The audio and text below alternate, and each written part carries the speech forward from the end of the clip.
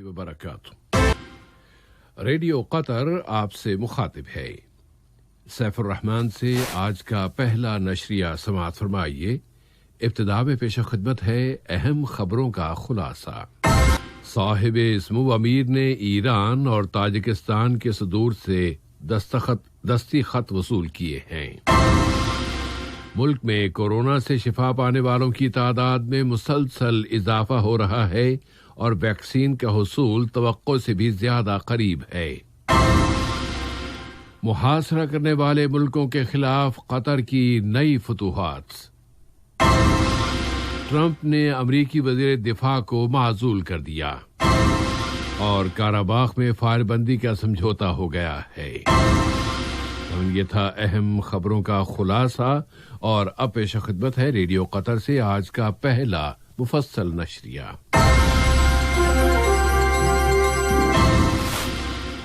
बिस्मिल्लाहिर्रहमानिर्रहीम। साहिब इस्मू अमीर शेख तमीम बिन हमद आल सानी ने इस्लामी जमहूरिया ईरान के सदर डॉक्टर हसन रूहानी की जानिब से एक दस्ती खत वसूल किया है। ये खत दोनों मुल्कों के बाहमी ताल्लुकात, उन्हें फ़रोग़ देने के वसाइल और मुश्तरका दिलचस्पी के मसाइल से मुताल्लिक़ है। इस्लामी जमहूरिया ईरान के वज़ीर तवानाई जनाब रदा अर्दखानियान ने कल दीवान अमीरी में साहिब इस्मू अमीर के साथ एक मुलाकात में उन्हें ये खत पहुंचाया। उनके हमरा आने वाला वफ़द भी इस मुलाकात में शरीक था। इसी तरह साहिब इस्मू अमीर ने जमहूरिया ताजिकिस्तान के सदर इमाम अली रहमान की जानिब से भी एक दस्ती खत वसूल किया है। ये खत दो तरफा ताल्लुकात और उन्हें फ़रोग़ देने के वसाइल से मुताल्लिक़ है।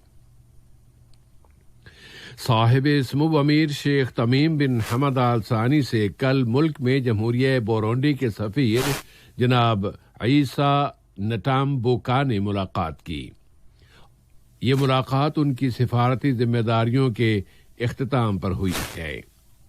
साहिब इस्मू अमीर ने उन्हें मुस्तक़बिल में सौंपी जाने वाली जिम्मेदारियों की अदाई में उनकी कामयाबी और दोनों मुल्कों के बाहमी ताल्लुकात के मज़ीद फ़रोग़ की ख्वाहिश का इजहार किया। सफ़ीर मोहतरम ने उन्हें हासिल होने वाले ताउन पर, जिससे उनकी मुहिमों की कामयाबी में मदद मिली है, साहिब इस्मू अमीर और मुल्क के अहलकारों का शुक्रिया अदा किया। साहिब इस्मू अमीर शेख तमीम बिन हमद आल सानी ने जमहूरिया गिनी के सदर प्रोफेसर अल्फा कोंडी के नाम उनकी दूसरी मुद्दत के लिए सदर मुंतखब होने के मौके पर मुबारकबाद का बरक़ी पैगाम रवाना किया है। मजलिस शूरा ने कल उसके स्पीकर जनाब अहमद बिन अब्दुल्ला बिन ज़ईद आल महमूद की सदारत में अपने मामूल के 49वें सेशन का दूसरा इजलास मुनाक़िद किया। मजलिस ने इजलास के आगाज में साहिब इस्मू अमीर शेख तमीम बिन हमद आल सानी के उस खिताब का जायजा लिया जो उन्होंने गुज़श्ता मंगल के रोज मजलिस के नए सेशन के इफ्तिताह के मौके पर किया था। मजलिस के मेंबरान ने साहिब इस्मू अमीर की जानिब से शूरा के साबिक़ा सेशन के दौरान उसकी कोशिशों और मकामी और बैनुल-अक़वामी सतहों पर उसकी जिम्मेदारियों की अदाई को सराहे जाने पर अपने फ़ख्र व एतज़ाज़ का इजहार किया है। मजलिस ने उसके इंतखाबात से मुताल्लिक़ साहिब इस्मू अमीर के ऐलान और उनकी गिरां क़द्र हिदायत के नतीजे में तमाम तर शोबों में मुल्क की अचीवमेंट्स का खैर मक़दम किया। मजलिस शूरा ने इलाक़ाई और बैनुल-अक़वामी सतहों पर मुस्तक़िल मौक़िफ़ों और बतौर ख़ास मसले फ़लस्तीन के बारे में कतर के मुस्तक़िल मौक़िफ़ की तजदीद कर दी है। मजलिस के स्पीकर ने हिदायत की है कि साहिब इस्मू अमीर के इस आला खिताब का मतन मजलिस की कमेटियों के हवाले किया जाए ताकि हर एक कमेटी उससे मुताल्लिक़ा मौज़ूआत और हिदायत की स्टडी करे और उन्हें अपने अमली प्रोग्रामों का हिस्सा बनाए। मजलिस शूरा की सरगर्मियों से मुताल्लिक़ ही ये खबर कि मजलिस ने आइसलैंड की ख़वातीन लीडरशिप की फाउंडेशन और वहाँ की पार्लियामेंट और हुकूमत की मेज़बानी में मुनक़िद किए गए फोरम में शिरकत की है। ویڈیو کمیونیکیشن کے ذریعے منعقد ہونے والے اس فورم میں کورونا کی عالمی وبا کووڈ-19 کی فضا میں خواتین کی قیادتوں کے کردار کا جائزہ لیا گیا اور اس کے شرکاء کی جانب سے فیصلہ سازی اور زیادہ روشن مستقبل کی تعمیر کے لیے برابری کے فروغ کے لیے پیش کیے گئے حل کا جائزہ لیا گیا۔ اس فورم کا عنوان رکھا گیا تھا ایک ساتھ مل کر طاقت بنے۔ قطر نے خلیج کی کونسل برائے تعاون اور عوامی جمہوریہ چین کے مشترکہ وزارتی اجلاس میں شرکت کی ہے۔ وزیر مملکت برائے امور خارجہ جناب سلطان بن سعد المریخی نے اس اجلاس میں ملک کی نمائندگی کی۔ انہوں نے اپنی تقریر میں دنیا کو اس وقت درپیش چیلنجوں اور نہایت پیچیدہ امن و امان اور سیاسی و معاشی حالات اور کورونا وائرس کے منفی اثرات کا ذکر کیا ہے۔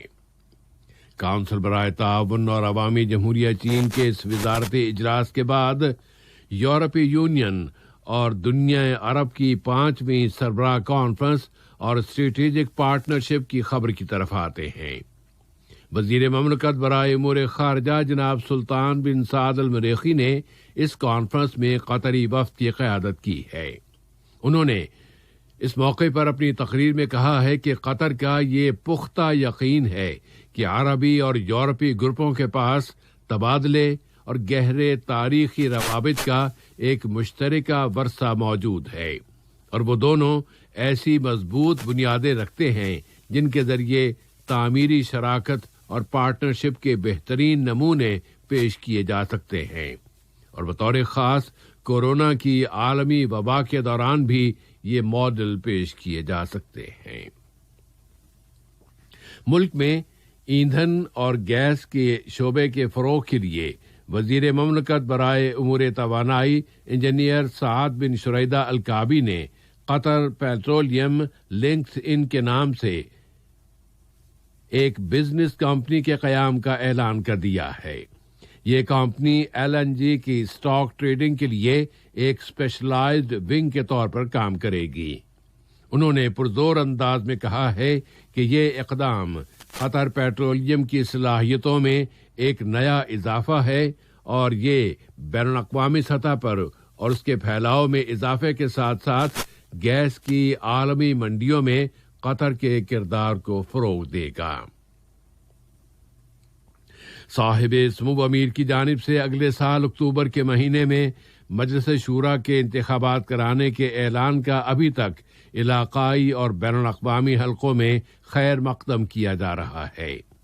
اردن کے معززین کی کونسل کے سربراہ جناب فیصل الفائز نے عمان میں قطر کے سفیر شیخ سعود بن ناصر آل ثانی کے ساتھ ملاقات میں اس اعلان کا خیر مقدم کیا ہے۔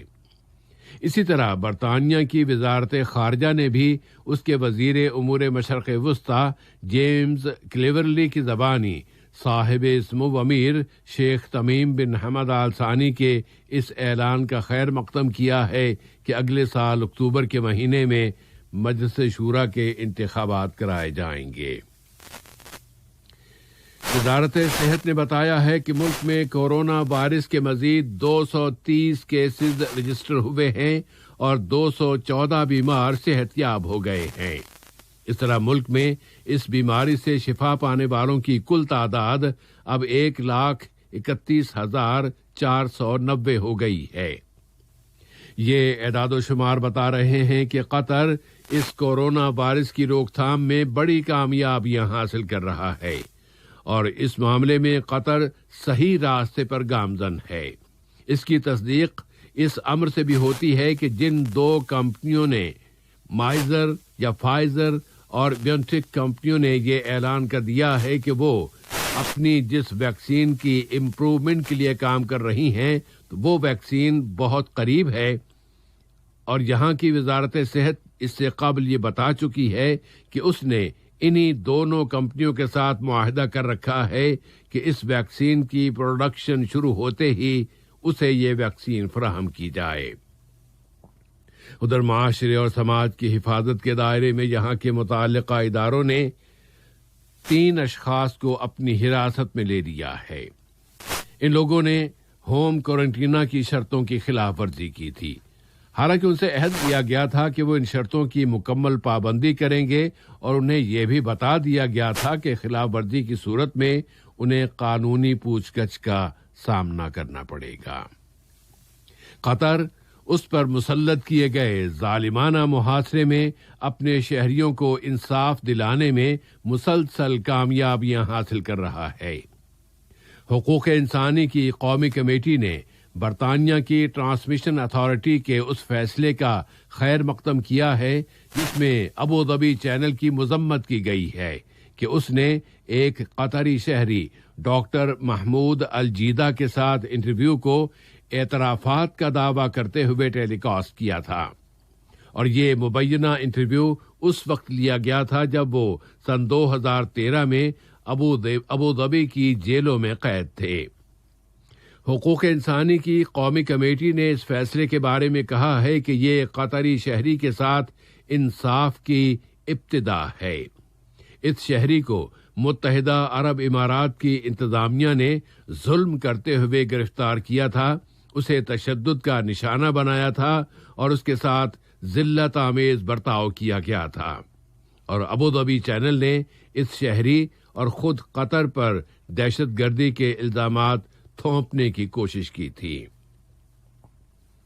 ان محاصرہ کرنے والے ملکوں کے خلاف قطر کی کامیابیاں یہیں پر رک نہیں گئیں، بلکہ برطانیہ کی ایک عدالت نے قطر ایئر ویز کے ساتھ بھی انصاف کرتے ہوئے العربیہ چینل کے خلاف اس کے عدالتی مارکے میں قطر ایئر ویز کی حمایت کر دی ہے۔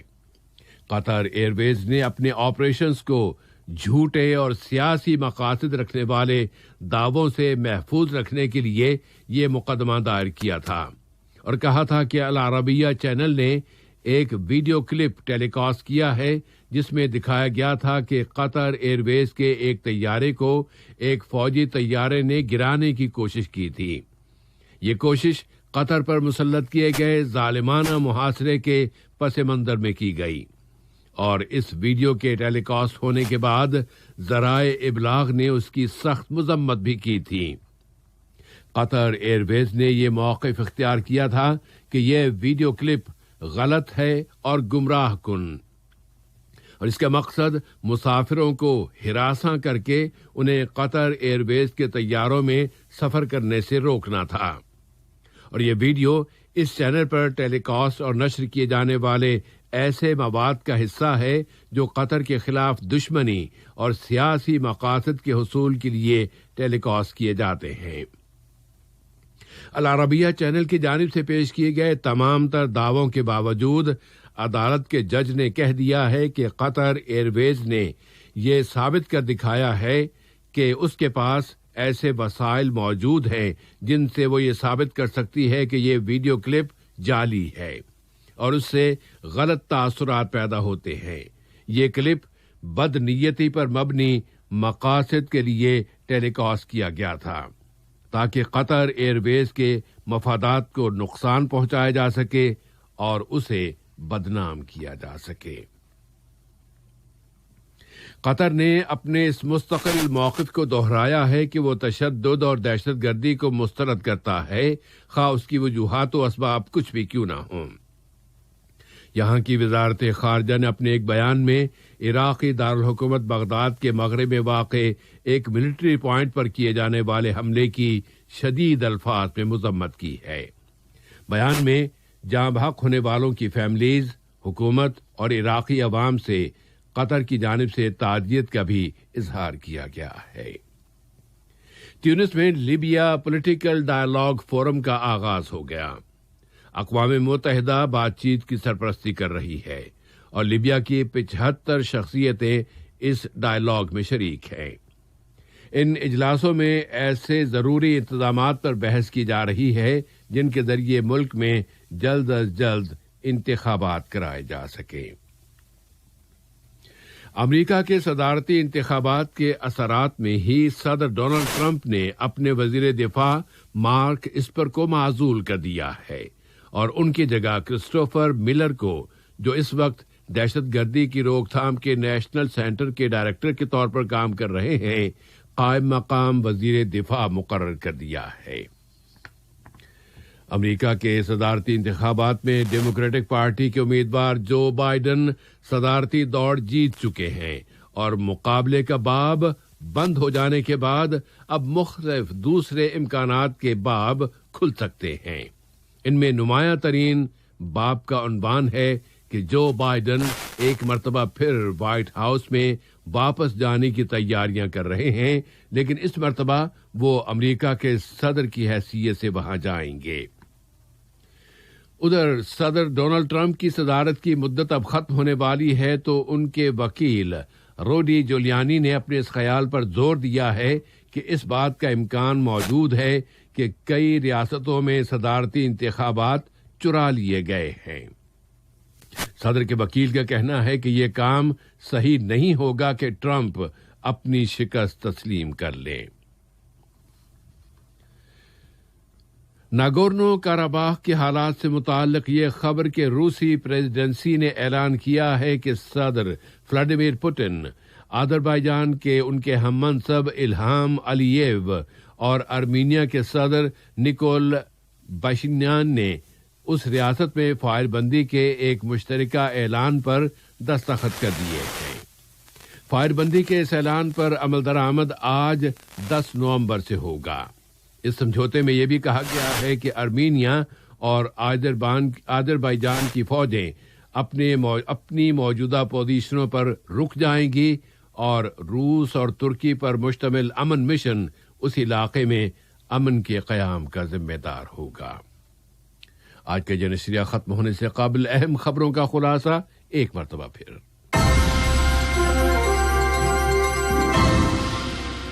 صاحب اسمو امیر نے ایران اور تاجکستان کے صدور کی جانب سے 10 خط وصول کیے ہیں۔ ملک میں کورونا سے شفا پانے والوں کی تعداد میں مسلسل اضافہ ہو رہا ہے اور ویکسین کا حصول اب توقع سے بھی زیادہ قریب ہے۔ محاصرہ کرنے والے ملکوں کے خلاف قطر کی نئی فتوحات۔ ٹرمپ نے امریکی وزیر دفاع کو معزول کر دیا اور کاراباخ میں فائر بندی کا سمجھوتا ہو گیا ہے۔ ریڈیو قطر سے آج کا پہلا نشریہ اپنے اختتام کو پہنچا۔ اگلا نشریہ رات 7:30 بجے۔ فی امان اللہ۔